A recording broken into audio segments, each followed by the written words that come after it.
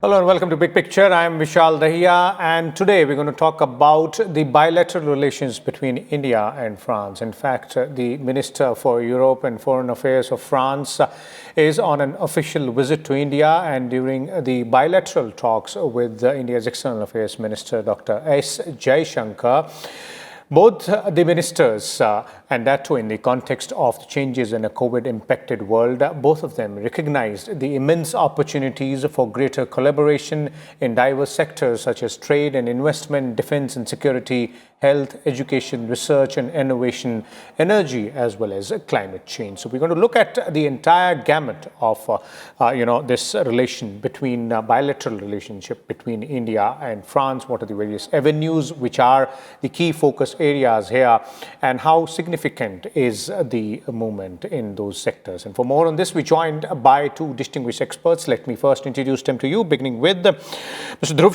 Katoch, Director of India Foundation, is with us. We also have with us Mr. Rakesh Sood, a former ambassador. Welcome, both of you gentlemen, to Big Picture. Let me begin with you, Ambassador Sood, and let's first start by understanding, the journey of India-France bilateral relations so far. Well, first of all, I think it is good to remember that, France was one of the first countries with which we established a strategic partnership. And that happened way back in January 1998 when President Jacques Chirac visited India. And, what was very clear in the way he spoke about it was that in the post-Cold War period, it was very clear that France had decided that its preferred partner in the Indian Ocean region would be India. So in a sense, that gave a new momentum. However, if we look back, it is interesting that even from the 50s onwards, we have had a fairly robust kind of a defense cooperation, particularly vis-a-vis the Air Force. I mean, it was in the 1950s that we acquired the Uragan aircraft. Then we acquired the Mystères. Then we acquired the Jaguar, which was Anglo-French. We acquired the Mirage 2000s. We acquired the Analyse and Alouette helicopters. Our joint naval exercises, Varuna, and this year it is going to take place later this year and will involve the aircraft carrier groups. They date back to 1983.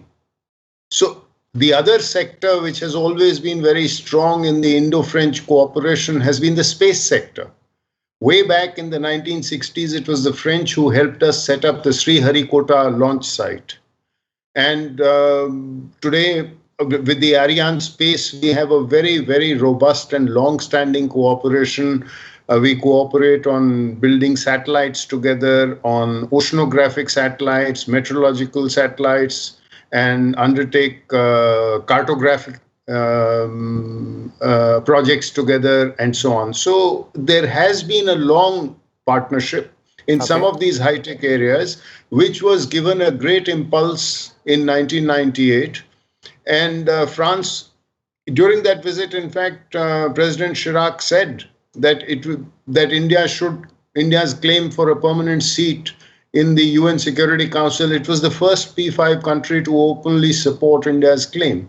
And since that time, we have talked of Indo-Pacific, we have talked of nuclear cooperation, we've talked of defense cooperation, intelligence sharing, counterterrorism, and a whole host of other things, including smart cities now, and, climate change. We work together, the Paris Accords, the International Solar Alliance. So the gamut of our bilateral relationship has just expanded considerably.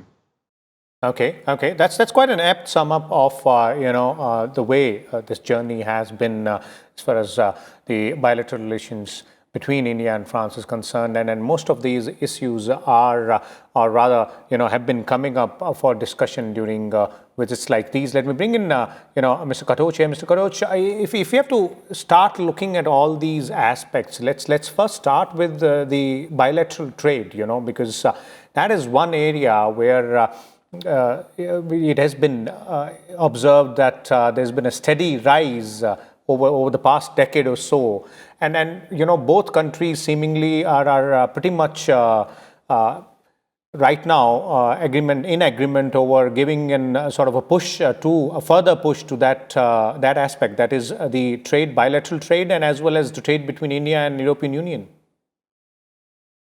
Yes, I think when we are looking at trade, as of now, India is really not dealing to that extent with the European Union. Our relations with the European countries are more on a bilateral level. Even about 2 years back, I had actually been to Germany, and we also we met members of the European Union later. And this was one of the things which they actually told us that India needs to get more with the European Union. But our relationship as of now is much more at a bilateral level.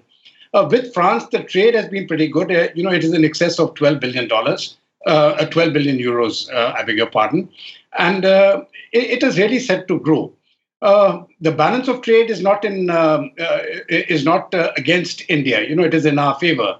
So we are in a position to export a large number of items to France, and they are, of course, in a position to export a large number of items to India, especially as we have seen recently in the Rafale deal. But having said that, I think there is much greater scope now to further this, to further enhance the trade relationship, especially with the COVID-19 scare coming up and the adverse reaction which is coming in with respect to China. So China, which used to be one of the major, which has got major trade relations with practically most of the countries in the world, I think India is in a position now to occupy some of that space. Of course, it will take a few years from now. But if we work on it, then with France, with Britain, and with certain other European powers, I think we can actually radically re-alter our trade balances with them. India needs to become the manufacturing hub, which China has been, but it cannot happen overnight. It is something which is a process in being, and in my own view, it should take about 3 to 5 years. But if we persist on it, the Prime Minister's call for Atmanirbhar Bharat, I think, is what the nation really needs. And if everybody pulls along, the public, the private and the public sector, and India's bureaucracy, if you all pull in the same direction, then I think it is achievable within a 3 to 5 year bracket that we can also become major exporters looking into the Western markets, including the French market. Okay, and Mr. Katoch, how do you view the bilateral strategic partnership there, as well as Mr. Sood was pointing out, it's pretty much time tested in terms of the defense cooperation? You see, actually, the real Philip, as Ambassador Sood said, it started in 2008, and it was based on 3 specific pillars. One was defense and security cooperation. Then it was cooperation in civil nuclear energy, and the third, of course, as mentioned by the ambassador, was cooperation in space. Now, this defense and security cooperation, I think it has taken, it has magnified itself tremendously. If you look at what has happened in the field of acquisitions, he's already given you a history as to what all India had procured since independence in terms of aerial platforms from France. And now we look at the latest deal which has taken place of the 36 Rafales, which was concluded in 2015 for 36 Rafales in a flyaway condition. We are also, it is a deal which was signed more than a decade earlier for the 6 Scorpion submarines, out of which 3 have already been commissioned and are in service with the Navy. The 2 more, they have been built, and sea trials are being carried out. And the 6th submarine of this class, the Scorpion, which has been done with French collaboration. Now, this one is the fitments are ready, and very soon it will also be going for trials. So by the end of 2022, we will have all these 6 submarines, which are the latest in technology. Of the 3rd submarine which was built, Karanj was the name. This one is completely indigenous, the one which has just been commissioned, I think, last month.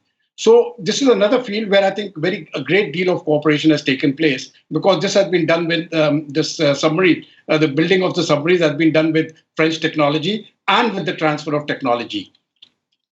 Okay. When we are looking at the exercises, of course, have already been given out. But we have also been carrying out exercises with the army, with the French army, and also with the French Air Force. The French Air Force is the exercise which we call Garud. So all these exercises are ongoing process. Okay. I think in my view, I think the biggest fillip is going to come now in the French foreign minister's visit. They will be talking of nuclear energy. There is a bit of snag there, which we can talk about later. But I think one of the focus areas will be on the Quad. Now, we understand, of course, that France is not part of the Quad. But I am getting a feeling that increasingly we are going to see European powers getting aligned with the Quad. And once that happens, France will be one of the first to join in. Okay. Okay. Indeed, we'll talk about that Quad angle there as well, you know, the IPOI aspect. But let me first bring in Mr. Sood. And Mr. Sood, you know, in your view, the major challenges and opportunities when we're talking about these two aspects, you know, the trade front as well as the strategic cooperation. You spoke about the journey so far, but from here onwards, how do you see it building up? You know, one of the striking things that one noticed was that while France was the more established strategic partner for India, as General Katoch also mentioned, the thing was that in terms of our bilateral economic relationship, it was, let's say, much smaller than that with Germany. You know, with Germany, the trade is double of what it is with France. The other thing was we found that there were many more Indian students who were going to study in Germany as compared to France.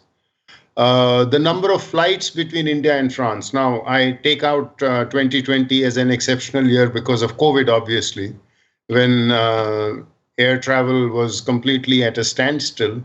But let's say earlier we had roughly about 20 flights a week between India and France, whereas we had something like about 80 a week between India and Germany. Now, these were because the people-to-people connect, somehow or the other, did not have the same weight. And, you know, there are about 200 flights a week between India and UK, but then there is a historical connect there, so we won't get into that comparison.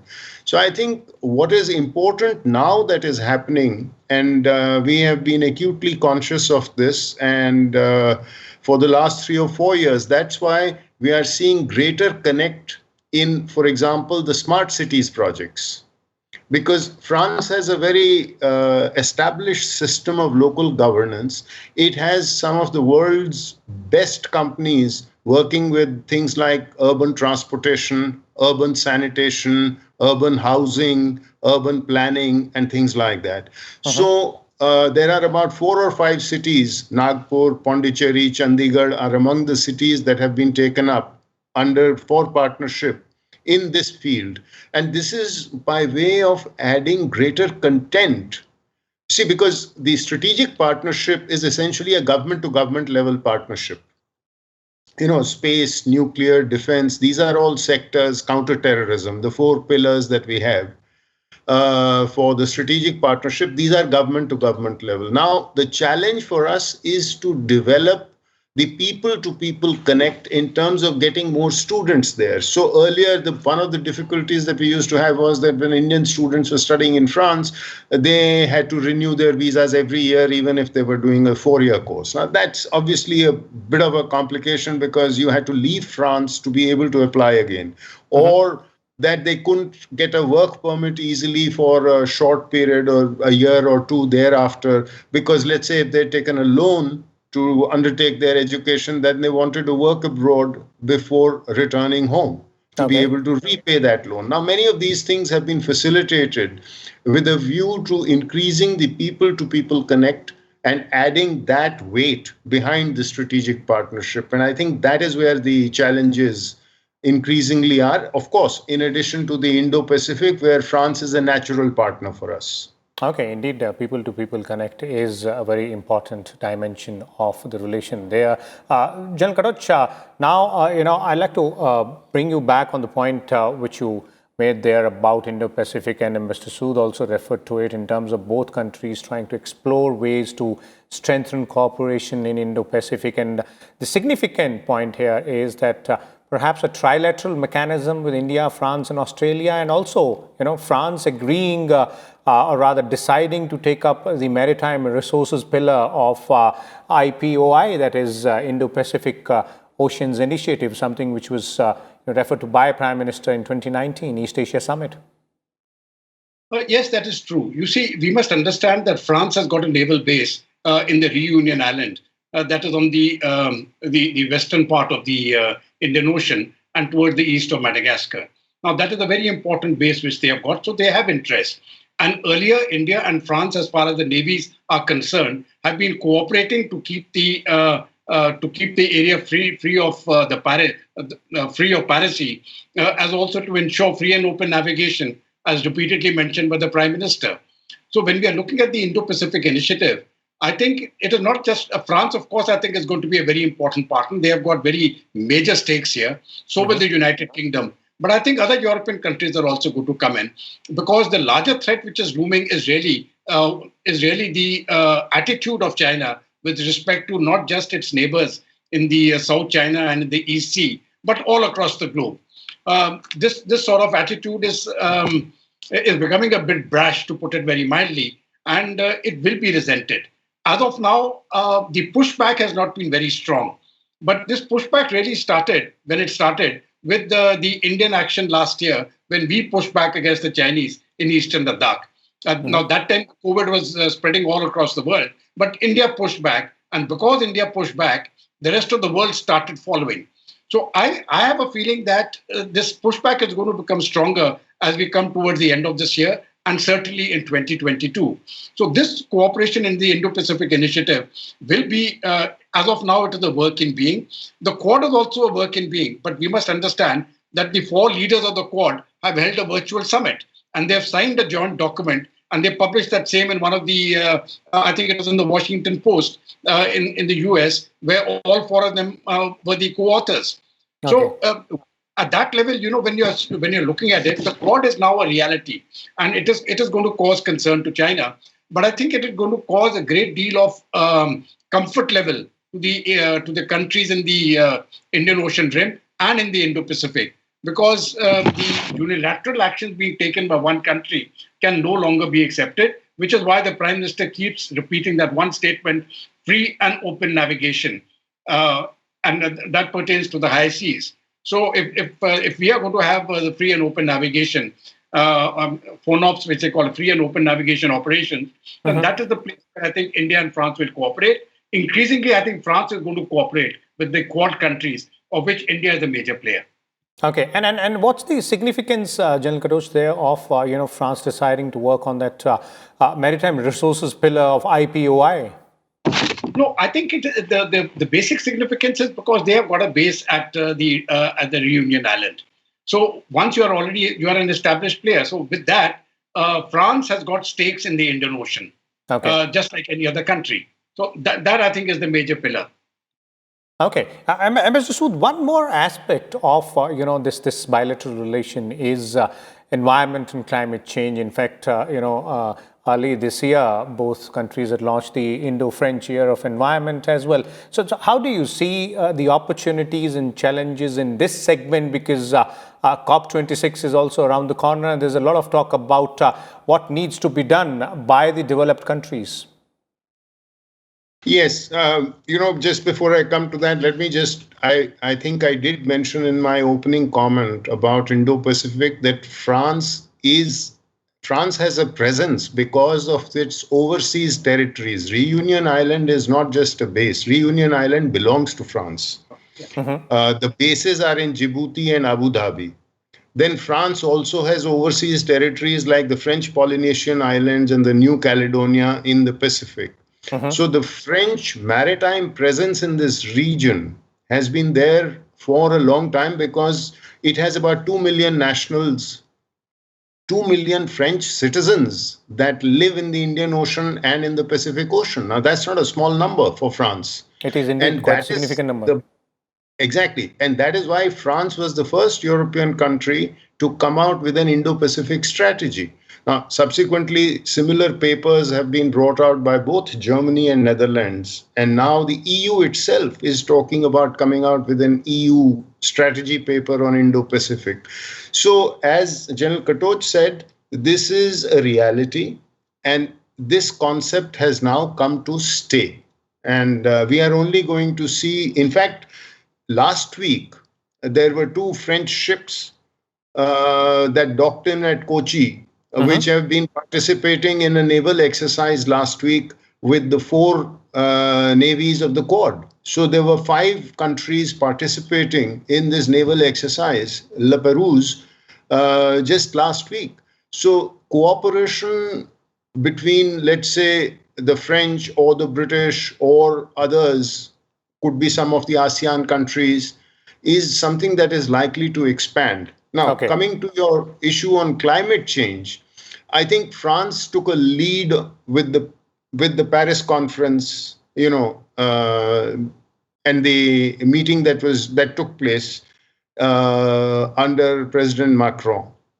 And Prime Minister Modi played a key role because I think he brought about a significant shift in India's policy on climate change, where we also accepted our own responsibilities towards it. So we, in a sense, became, and that was one of the big successes of the Paris Agreement.